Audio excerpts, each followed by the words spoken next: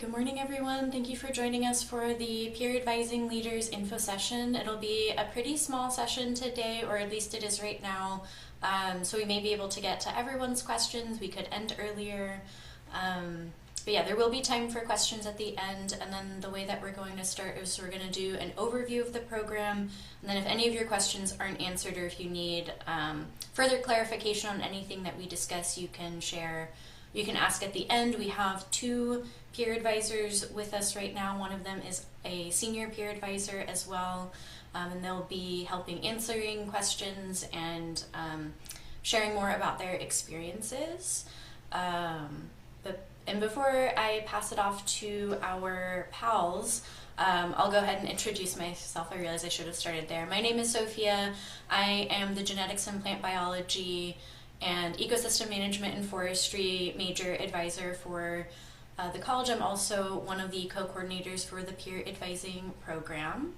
And I will go ahead and pass off introductions to my co-coordinator for the time being. Hello, good morning. I'm Jay, he, him. I currently advise for the nutrition majors and minor, and am the PAL co-coordinator until tomorrow.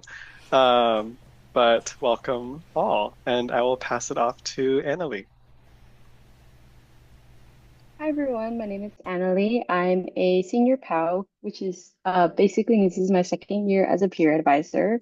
I'm in environmental science, public health, and society in the environment major, and a senior. Passing it on to Shreya. Hello, everyone. My name is Shreya, she, her.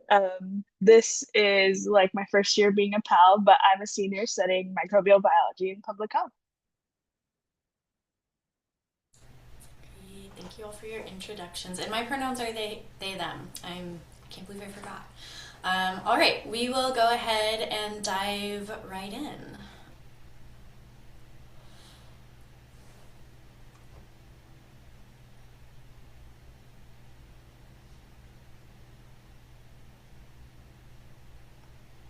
Jay, do you have the slide? Oh, it did not seem to change on your end. No. Okay, let me maybe do this again. Sorry.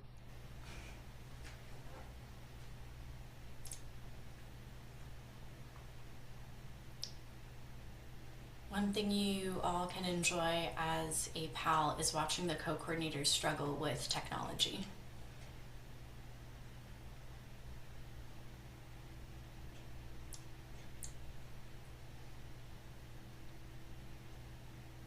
Great, I can see the second slide. Yay. Okay, so to get us started, what is a PAL? So PALs, or peer advising leaders, are fellow students who really want to help their fellow RCNR students just understand more about the college, requirements, college policy. As peer advisors for the college, you all end up, similar to your advisors, have a dual role as doing college peer advising and major peer advising, which I think is really cool. You also end up learning so much about all of the other majors in the college. You're able to work really closely with the advisors as well. Oftentimes, as we're passing through the office, we'll say hey to you, we'll have small conversations, and just get to connect and learn more about you all. Peer advisors are also helping build the campus community. So you may have attended one of our community building events or CBEs in the past. These could be things like postcard making events, painting tote bags.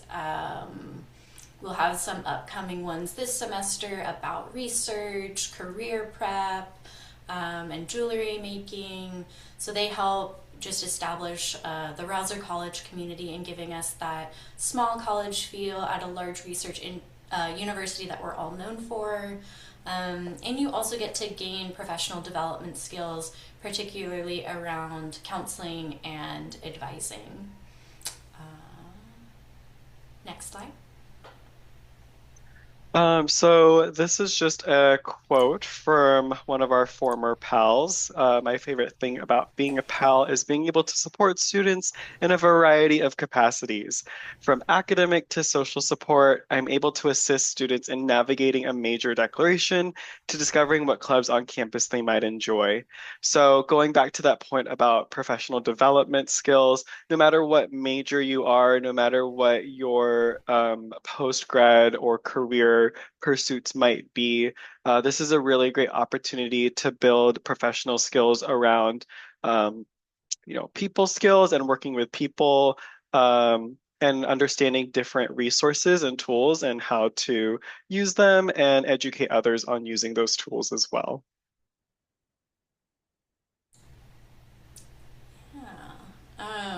So the way that we prepare you all to start advising students is we have a 1 day training in the summer. It generally takes place the Tuesday before classes start, or it, yeah, the Tuesday, yeah, before the classes start. It's a 1 day training where we go over counseling and advising skills predominantly, and then we continue the training throughout the fall semester.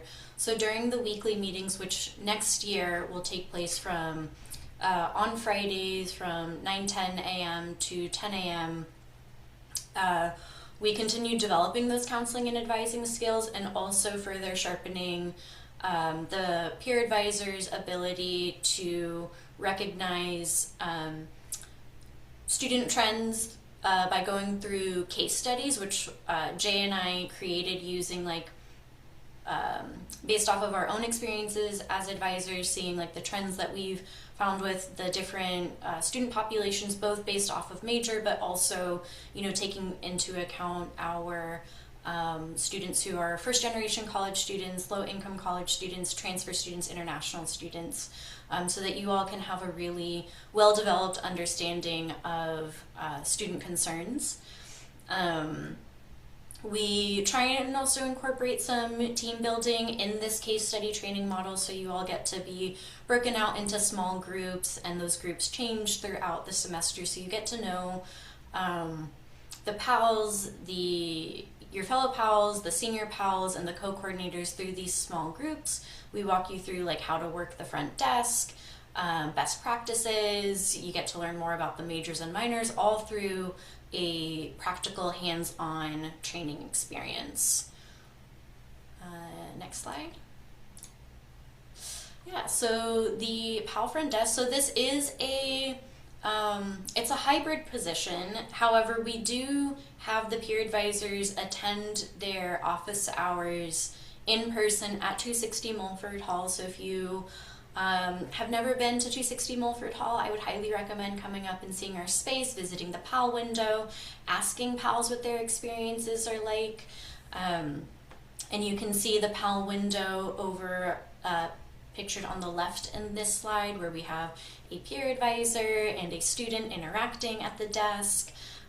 We also have a virtual Zoom room that's like our version of a virtual front desk. So students can also come into a Zoom room and ask students questions there. So when you're at the front desk, you are both addressing students who are coming to you in person and over Zoom. Next slide. So part of the responsibilities of a PAL is creating and hosting community building events.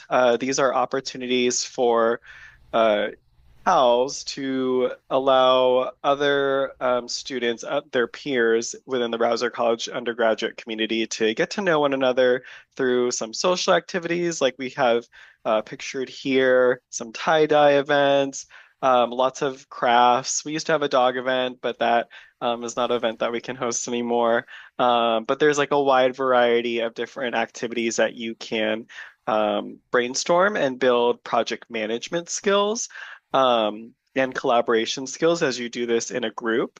Um, and then we're also working on hosting academic workshops as well as part of these community building projects.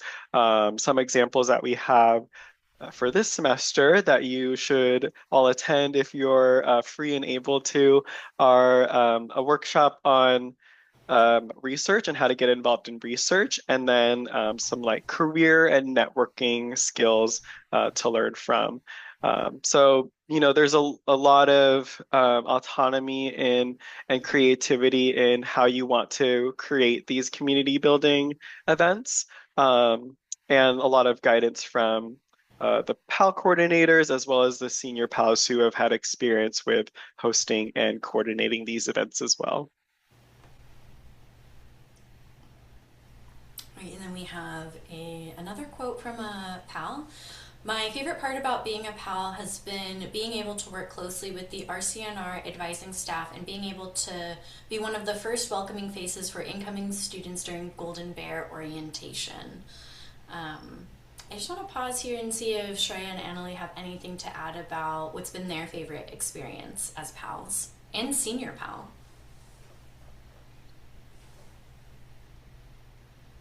I guess I can go first. I think for me, it's been the community that you build.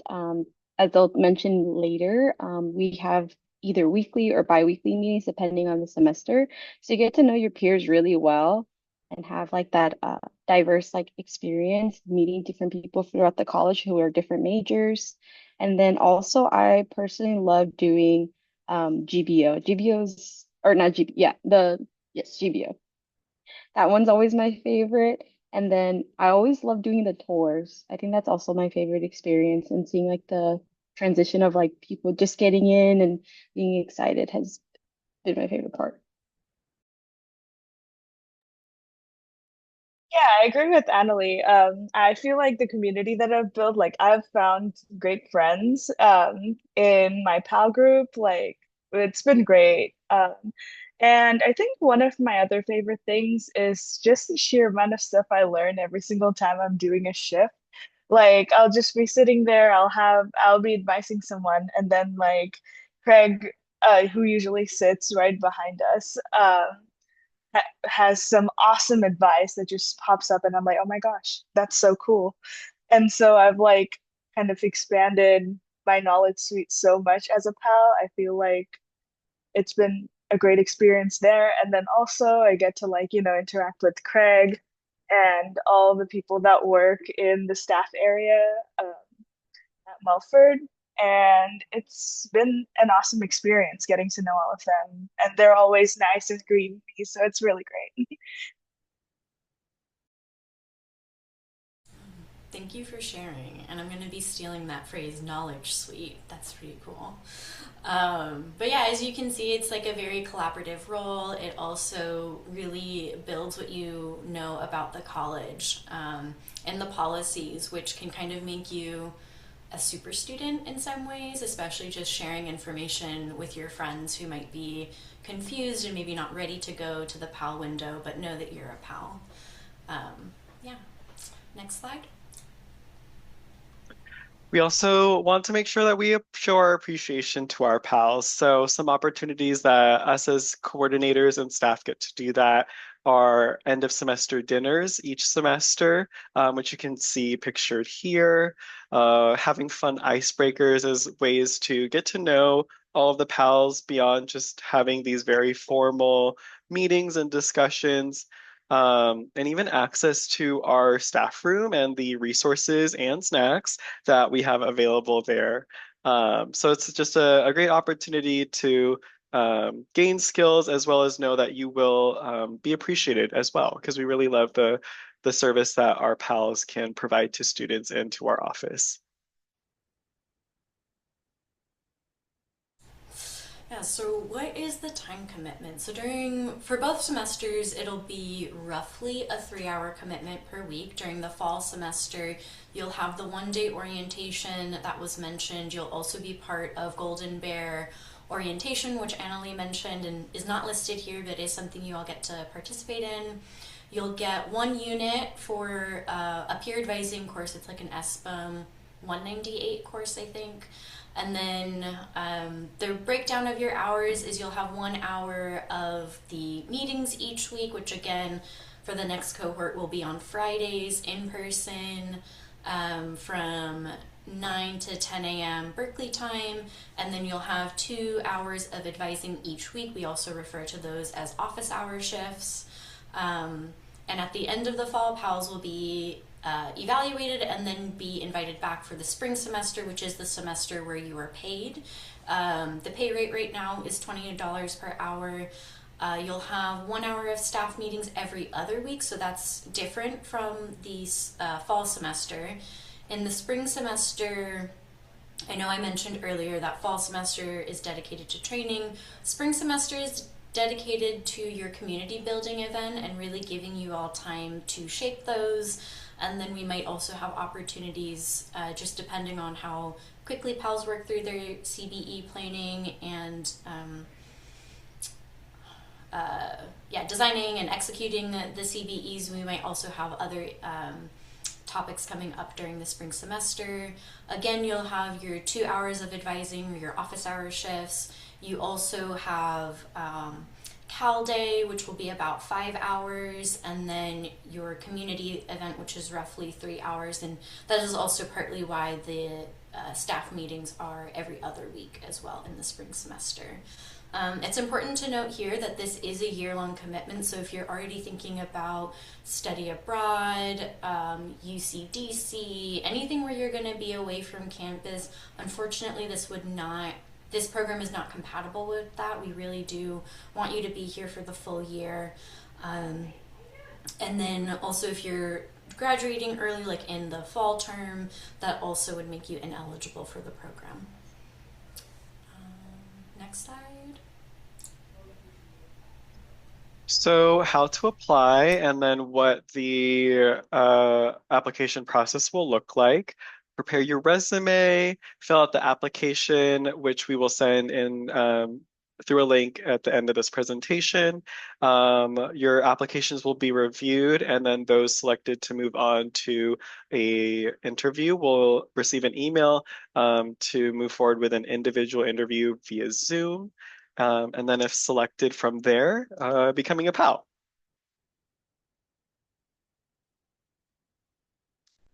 So here is our link for the application, which I'll put into the chat. Oh, thank you, Sophia. So the application is open now up through February 27th at 1 p.m. And that is pretty much the end of our presentation. So now we'll just leave time for any questions, either for the PAL coordinators or for our current PALs, which seem to provide a lot more insight than sometimes what we as the staff can provide. So you can either use the Q&A box or, if you feel open enough to just raise your hand and ask out loud. We want to be able to answer your questions about how to be a PAL and what the PAL experience is like.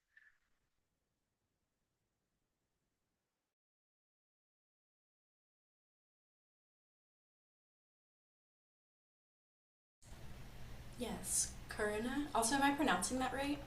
Oh, yes, perfectly, yes. One question I had was I was thinking about being a GPO leader in the fall. Would I be able to do both potentially? Like both like the like responsibilities and also like the GPO responsibilities at the same time? That's a great question. We have had peer advisors in the past also be Golden Bear or GBO. I don't remember what that stands for anymore. GBO leaders in the past. We do usually have to have you because of I don't remember if it's the training that conflicts or if some of the activities conflict for the 1 day training in August, but there usually needs to be an accommodation made with GBO. So if that is something you're planning on doing, and you also know you might be considering the PAL application or becoming a PAL, you might just want to mention that to the GBO hiring staff. Anna or Shreya, I don't think you all were GBO leaders, but okay. I did Awesome, have thank you one. so much. I was gonna Oh, say I did have sorry. a no, no, no. I did have a conflict, I think the last 2 years because I'm an RA and there was like some conflict with like the training, but I just communicated that with both supervisors and then figured out like a time frame. The training is typically like 1 full day, so those are like the non-negotiables, but typically like other stuff you can try to plan it around, but like notifying them early, I think is like the best. Awesome, thank you. Yeah, I was gonna say there may be like some events like the day that we are a part of GBO um, that you might need accommodations for because I know I attend a GBO and I like as an attendee and I know that GBO leaders like lead lunch and dinner and things and so I think that do Sophia, remind me, do we host lunch that day? Or we gave out lunch tickets or something like that. That's what I remember. But I think GBO leaders have to kind of be there. So there might be some conflict, but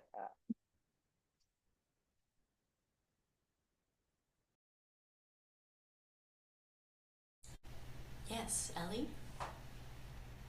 This is a question more for the pals, but what do you guys usually do when you're at your office hours, during like slower periods when there aren't very many students visiting?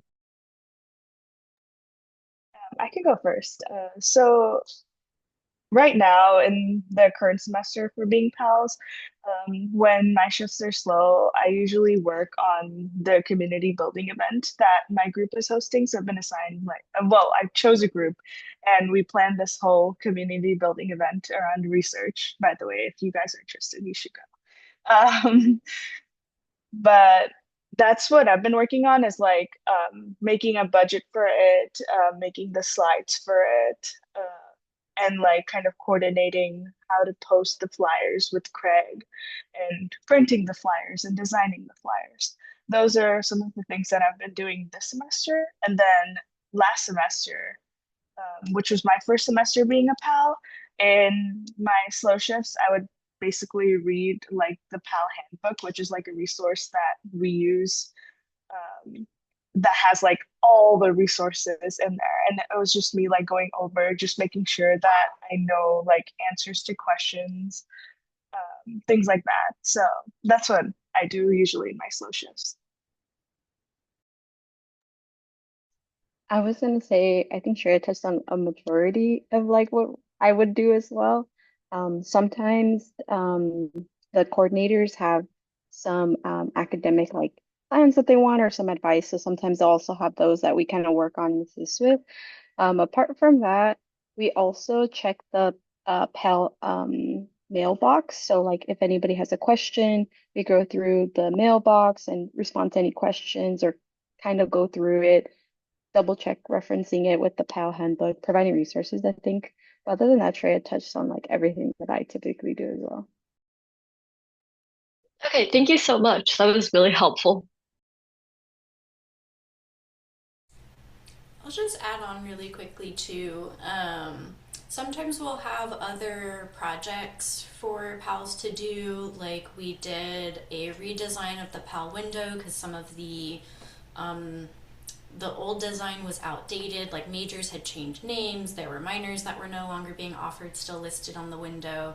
So there was that. I think there were a couple of crafting things that happened in the fall semester. I remember at one point for the cereal party, um, May, one of our peer advisors, was working on making a giant oat milk carton. So random things can come up, and usually what we recommend and what we ask pals to do is before starting on homework to just ask or check to see if there are any tasks that can be assigned to pals.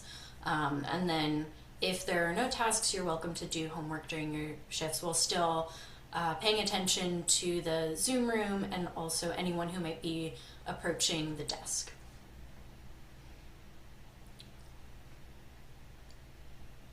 Any other questions before I ask Shreya and Annalie some questions?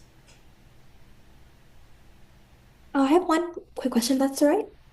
Mm-hmm. So like I guess like as a pal when you're not sure like what to do or you can't find the answer in a pal handbook, like I guess like either what's the chain of command or like what's your like your approach to being able to like problem solve and figure things out like on the fly when someone asks you a question.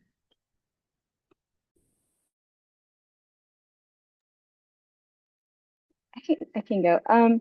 So Craig typically sits like towards the back of you, unless you're working the the lunch shift, then I won't be there. But for the most part, of the questions get really complicated, you typically can ask for support.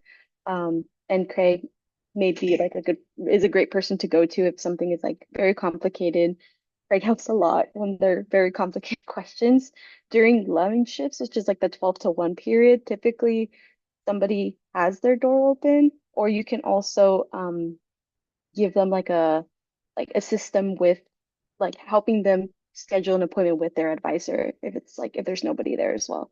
So you can also be like, hey, this is my interpretation. These are some resources, but to further answer your question, I'd recommend you meeting with the advisor and potentially just helping them find like a time or some area where they can like kind of get in contact with their advisor for the really complicated ones. Yeah, yeah, I agree. Craig, what an amazing resource, honestly. He's like the knowledge book for pals. He like sits there behind us and he's listening. And then whenever he feels like there might be something that needs to be added, he'll like tell the person if they're on Zoom or in person too. And what I try to usually do if like there's something that I don't know, you can always like control F in the PAL handbook and try to find like if there's a section that like pertains to your problem. And if you're looking for like a resource, like a specific resource, maybe like a Google search. Sometimes I've done that before and it's worked. So things like that. Yeah, and if it hasn't been mentioned already, Craig is our intake advisor who sits at the front desk every day, does like first level, first tier, like front level general advising, and is a great administrative resource. Um, Shreya and Annalie, how many times would you say that you have been able, like on a scale of 1 to 10, how many times would you say you've been able to find the answer to a student's question through the Pell Handbook or in your trainings of how to look up resources on the advising website or the campus websites? Scale of 1 to 10. I would say Or a 9. Oh, sorry, sure. no, mine is nine too. Like almost all of the time, there's always something either in the PAL handbook or online that I'm able to find to provide resources to people. Yeah, that's good to hear. All PAL coordinators in the past have really done a great job of really setting up PALs for success with the resources, specifically the handbook, but also through your training in not just knowing what the answers are, but it's really tailored towards how to find the answers. Because sometimes that's our role too as staff advisors, is really just knowing how to guide people through finding the answers that they need. But great question. Yeah, Catherine. A similar question, just wondering what most common questions do you get asked as a parent, and maybe if you prepared for them beforehand. First. So the most common question that I usually get is about research, but I also think it's because like the advisors like kind of redirect people about biology research to me. And so I'm usually always prepared because like I'm on like a pre-grad school track, so and do research actively. And so that's why. But like I guess the most common administrative questions I usually get is like course scheduling questions, like, oh, should I take like these two classes together, or what classes do you recommend I take? Kind of like that. And there's some overlap between other majors also in microbial biology classes. So people from other majors also like drop by to ask questions about the classes that I've taken. And that's basically been a lot of the people that I've I was gonna say similarly. So for me, I'm a triple major, so I get a lot of simultaneous and double major questions. The advisors tend to, once they get to know you, because you get to know them pretty well. So once they like get to know like your area, I feel like they tend to redirect for student questions around courses to you. So I get a lot of like feasibility of like double majoring, how I did it, if I would recommend it, if I wouldn't recommend it. And I also get a lot of questions on simultaneous. So since I'm public health ES specifically, the process between like letters and science and Rausser are questions that I get a lot.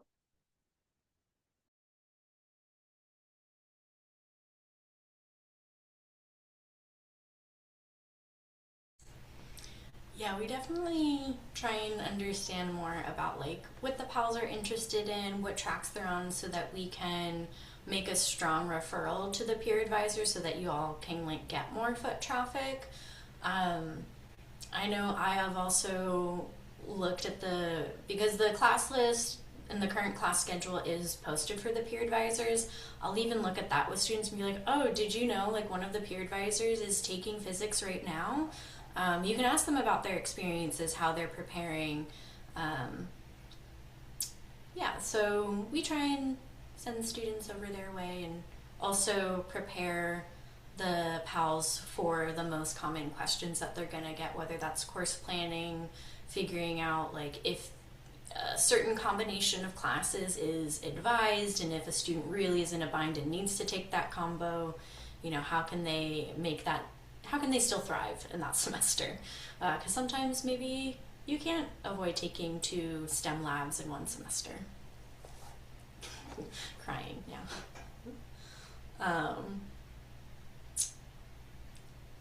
I'm also curious, Shreya and Annalie, what is the most surprising thing about being a PAL that you did not anticipate or expect before entering the role?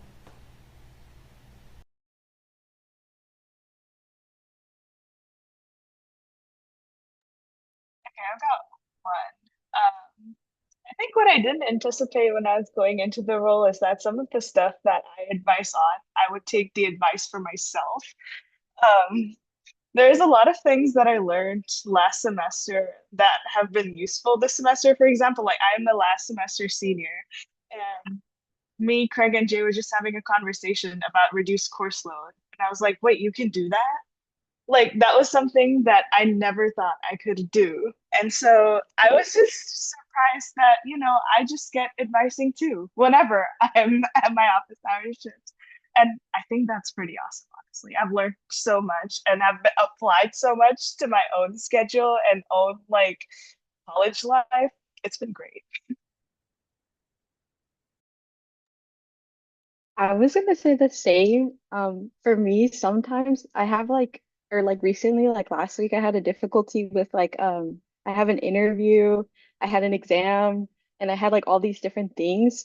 So, the advisors like check in on you, and one of my advisors is Bodo. So Bodo happened to be checking in on me, and I was like very like stressed, and so Bodo gave me advice, and Craig helped me like figure out like the how to plan out the different areas. So I think that even in that sense too, like they also want to support you in your professional growth is something that I really appreciated, especially being a last semester senior.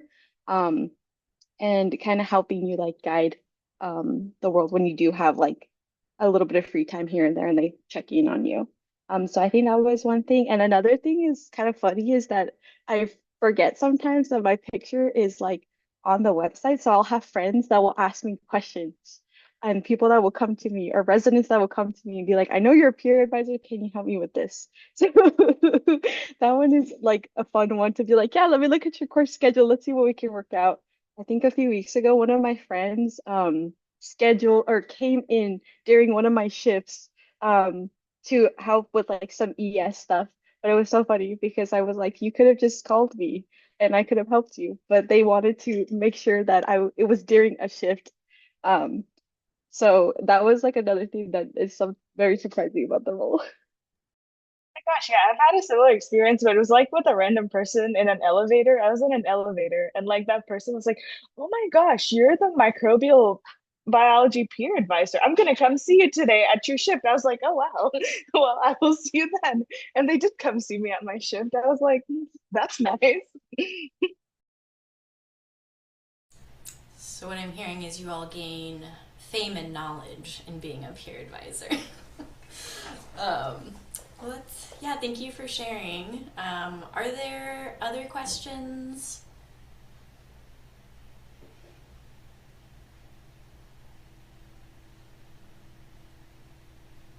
Okay. I feel like I had one more question, and I was hoping in that silence I would remember it so I could ask Shreya and Annalie while we have them here. But unfortunately, it has slipped my mind. But if you do have follow up questions that you think of afterwards, or as you're processing all of the information that we've shared today, and you start to think of more questions or concerns, you can always reach out to me. My email is listed on the peer advising application. It will also be sent out in the email blast that will go out just about the application. Jay is also dropped in the chat. And if you, again, want to talk with Shreya, Annalie, or any of our peer advisors, you're more than welcome to visit their office hour shifts and ask them about their experiences or any other questions that you might have. And you can start to get a sense of like who our pals are. You'll learn who Craig is through that experience. And you might even see some advisors walking by. Could be me, could be Bodo, could be Temple, Jay, until the end of tomorrow. Yeah. But thank you all for joining us, and look forward to seeing your applications. Thank you so much. Yeah. Thank Take you. care. Thank you.